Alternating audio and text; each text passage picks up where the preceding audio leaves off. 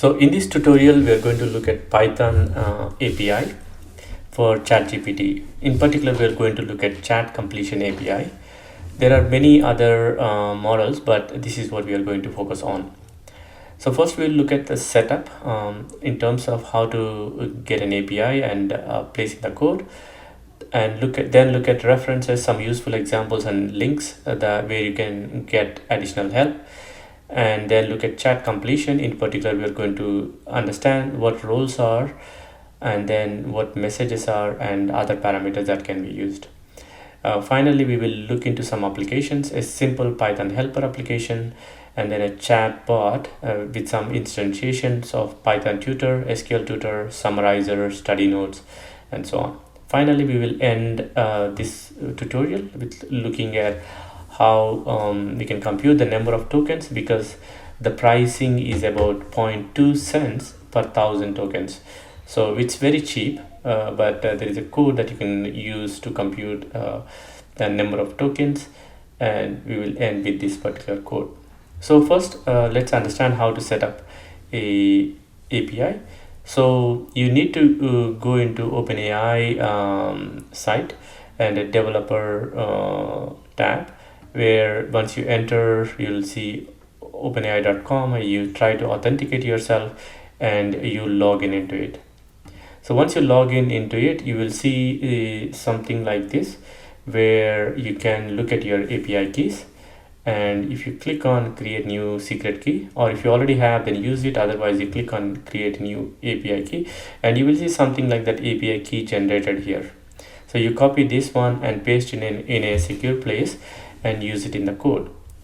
So in order to not to expose that code to everybody who you are passing this particular code, you would rather want to submit it to your environment and then use it os.get onv open. In this case, I pasted my code here. If you have your own code, you do it here, and then when you are accessing it, you can say openapi.key. So there are few useful links that you can get help from. There is API reference. It indicates what are all the APIs we have. We are looking at this particular chat completion API. There's a model, messages, and there are other parameters like temperature and so on. So, and there are some examples here. We are going to look at this particular example for this tutorial. And also there is a playground as well as some guides. So you can see this. You can see all the a list of all possible API calls you can make, and in this case we are looking at chat completion, and this is the code that we are going to work upon. So let's start with chat completion. It's a dialogue like API, which means there is an exchange of information from user, and you're getting a response from the system. So it goes back and forth. So that's why we are saying it's a dialogue based API. So let's look at how we make an initial call. So you can see here we are calling this openai.chatCompletion.create, and in that we are specifying a model GPT 3.5 Turbo. So as of March 24th, this is the best model available, and for some people there is a ChatGPT 4 version is also available. So, and messages is what is being communicated between system and ourselves. But within this one, you are going to have a role and content. So there are three kinds of roles. One is system, one is user, and the other one is the assistant. So what is system? So for the system, you are telling the ChatGPT to act like, to take some bigger level or a higher level role. For example, you are saying you are a geography teacher, right? So this is what you're telling it to be. And then the user, that is you who is asking the question, you are asking what is the largest city in the US. Then let's say if it responds, the largest city in the US is New York. So this is going to be the response from the assistant. So from now onwards, you are asking question, which means the user is going to ask the question and the response is going to be here.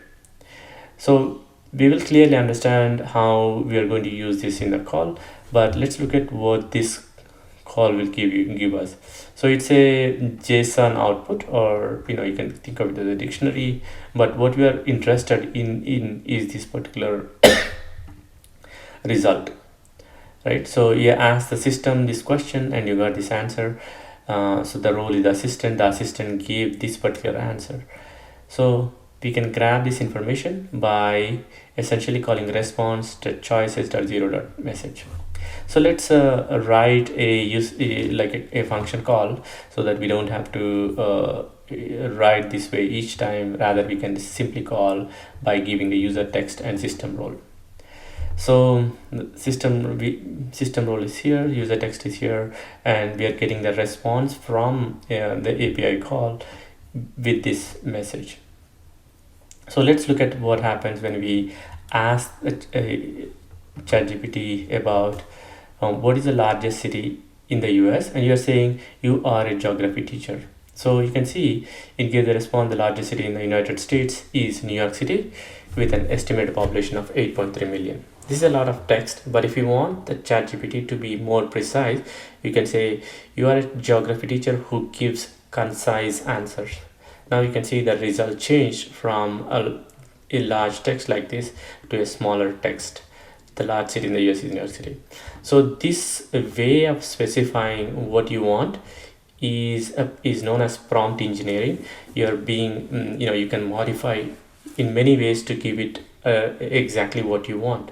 So this is also a skill. So there are some people specialized in this one, but this is specifying what you want is an art. So let's build a Python code helper. We will just extend the functionality that we provided before, but here instead of we say Python help, this actually can be useful within your own notebooks that that you're working on. So you can say Python prompt, you're a Python helper, but if you want to be just looking at the code without any explanation, because if you're using Python every day, you probably don't need every line of explanation. So you can be concise by saying Python helper who provides simple code example with no explanation, right? So, and then in the beginning it is going to be the Python prompt that you're looking for, and then the query is what you're asking. So let's look at one other example. So you can say Python help how to save text in a file. So it says example here, text, and this will take all over in the file name. So as soon as you see here, you can work on your code. So this is this is quite useful. But let's say you say concise is equal to false. What happens? How to save text in the file? Same thing, but with saying concise is equal to false. So when you look at here, it's printing each line by line and giving an explanation. This is a lot of text, and that's why prompt engineering is useful, to know what you're asking and to get what you want. Another one is like how to write a code program to do Fibonacci series. So you can see it printed Fibonacci series here. You can also ask how to save a list object as a pickle file. So as you can see, it provided a list and gave an example. So all we did was use a Python help, and it's quite useful. You don't have to go to Google and search for what you want and look in various links, Stack Overflow and so on, right? So now we looked at how to get help, and we looked at an example of Python helper, but let's extend it to create a bot. The difference between that one is, in the previous one you're just asking a question and you're getting, it doesn't remember what was my previous question. Every time you're invoking API, which actually doesn't remember my previous context. So whereas a bot remembers what my previous question was. Let's see let's see an example. So we asked it, who provides very concise answer. We asked the system to be a geography teacher who provides very concise answer, and we asked it what is the largest city in the US. So it provided an answer saying New York City, which is right. In this case, we are providing previous conversations, and we are also giving assistant's response, and then we are asking what is its population. right? So I did not specify New York's population. I asked the question, what is its population? But it remembers what was the context. So it provides the information as the population of New York City is approximately 8.4 million. So this is the difference between a bot versus the helper, the function that we wrote. So let's extend a little bit more. So you specify the answer here for the assistant. Now we're asking, what is its neighboring city? So you can see my question, the answer it gave was like 2 steps before, but now even now I'm referring it as its. So it understands the context because it remembers the previous one. Now it says New York has several neighboring cities, but the closest one is Jersey City and Newark, both located in the neighboring state of New Jersey, right? So this is how we can use it, but this way of specifying role, copying the response and pasting it and getting the answer is tedious. So let's build a bot using code.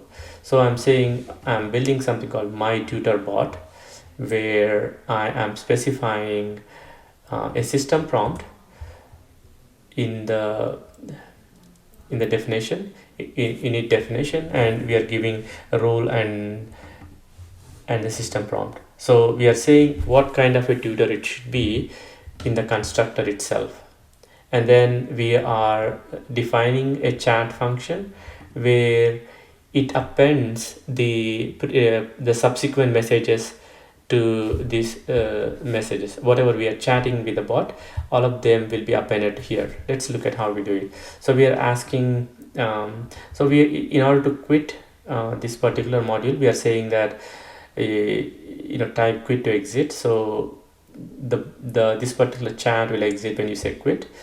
Otherwise it will ask for what is your query, right? So enter your query.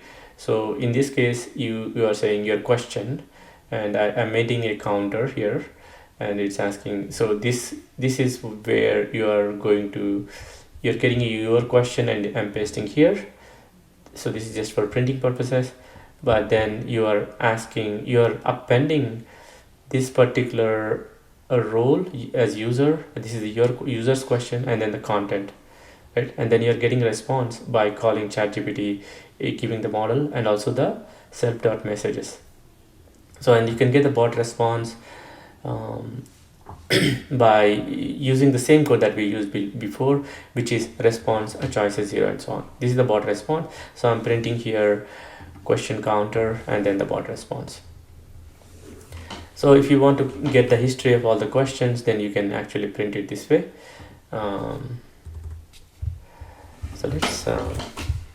So let's call this particular function. So what I did here is I created a my Python tutor, and for the I created a constructor. I call a constructor where you're saying you are a Python tutor with concise response, with only code without any further explanation, right? So this is what I said. I think I can probably modify it to make it better, but let's keep it this way. And then I'm chatting with it. So what happened? Let's see. So it says enter the query. So let's say how to save text to a file. So this is the question. So the bot response is with open file txt f.write. So this is the code, right? Next, let me ask how to save a list to list as pickle file, right? So it went back, it says import pickle, and then this is a list, and you are saving it as this one. Quite useful so far. So now if you want to exit this code, you can just say quit, right? So even though I did not ask for response, it says okay, I was able to assist you. Have a great day. So this is quite a useful one. You can imagine how helpful this is. You don't have to go elsewhere to search for the bot. In fact, if you have a ChatGPT Plus, you can replace it with this particular code, right? You can ask whatever you want using this approach. You don't have to pay $20. Instead, you can only pay in terms of tokens, how many tokens you're using, and this is quite cheap. So let's look at another example about we ask ChatGPT to be a SQL tutor.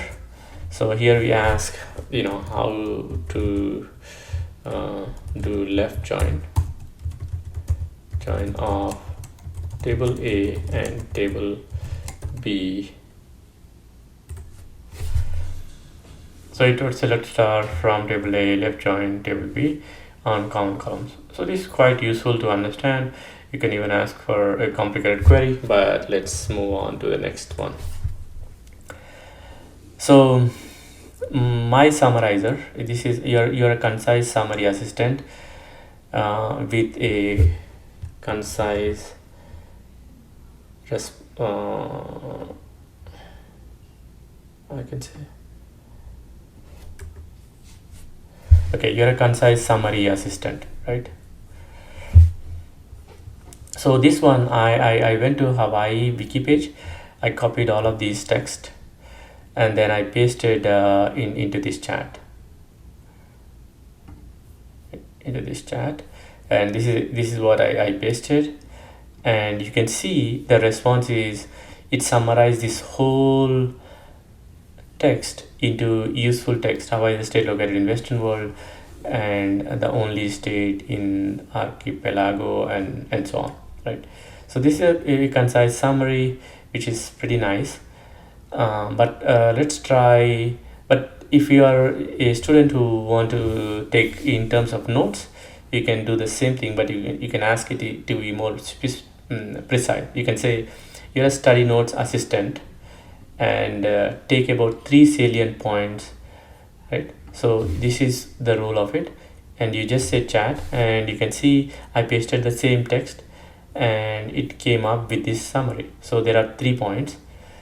Hawaii is unique state, and then it came up with the state has a diverse population culture, and Hawaii has a rich history, and so on. So it gave 3 salient points from the source, quite useful to as notes, right? So this concludes how to build a bot, and let's the final one is like the pricing. If you're using ChatGPT 3.5, it's about so if you go here into OpenAI, you see ChatGPT 3.5 is 0.002 per 1,000 tokens, right? So that's very cheap. And for other models, it's some of them are a bit expensive, but this is the most useful one and very cheap. Okay, let's look at but how do we count the tokens? There's a quite useful articles to understand what the tokens are, how they are generated. So this is the one. So what are tokens, how to count them? This is also from OpenAI. You can understand in general sense, like if you have 1 or 2 sentences, it's about 30 tokens. If you have a paragraph, it's about 100 tokens. So in order to use 2 cents, or actually 0.2 cents, you have to have at least 10 paragraphs. So this is very cheap, and if you have 100 paragraphs, the charge would be about 2 cents, right? So and there are you can explore how many tokens are. So for example, if you given some text, it will convert this text into these numbers. So these are the tokens that we are talking about, and there is a little bit of code that can help you generate that number for yourself. So you can import tick token, and this is the code to use it. So you are using ChatGPT 2 to understand the number of tokens, and you can easily paste this into your notebook and get the number of tokens. In this case, I tested on this text how many tokens are there in the following string. I think there are many, but we will see what output I get. So the number is 22. So let's review and wrap it up. So what we looked at how to set up a Python API. So and then we looked at where we can look at some examples, and then let's chat completion roles. So we looked at 3 of them: system, user, and assistant. System is like high level instructions to API, what kind of a role it should play. And user is the person who is using the interacting with the ChatGPT API, so that's usually you, and the assistant is essentially its response. So these are the three roles, and messages is all it's an array of dictionaries, right? Each dictionary is a response from either system, user, or assistant. And there are other parameters we did not discuss, like temperature, top end, and so on. So the temperature is one parameter. Maybe you want to look into if you go here, it will say the temperature. So it ranges between 0 and 2. If it is closer to 0, like for example 0.01, it means you are getting a very specific response each time you're asking a question. But if your temperature is closer to 2, it means it will generate a random kind of response among possible ones. It can fluctuate every time you call it. It will fluctuate. The response is going to fluctuate a lot. By default, it is 1. But so if you want it to be very specific, you want it to be closer to 0. If you want it to be change a lot, then you want it to be closer to 2. There are other ones like top P, for example, plays similar role as temperature. You either use temperature or top P. So let's go back and conclude. Applications, we looked at how to generate Python helper. Let's go through the code one more time. So we wrote a chat response call, and we specify the model and messages, and we build a Python code helper where we specify whether it should be concise or not. And then we looked into we built a chat GPT from API. So we looked at few examples, and then we wrote a class. We had my tutor bot, and then we looked at a few ways that this tutor bot can be used, and finally we looked at the tokens. So with this we conclude this session.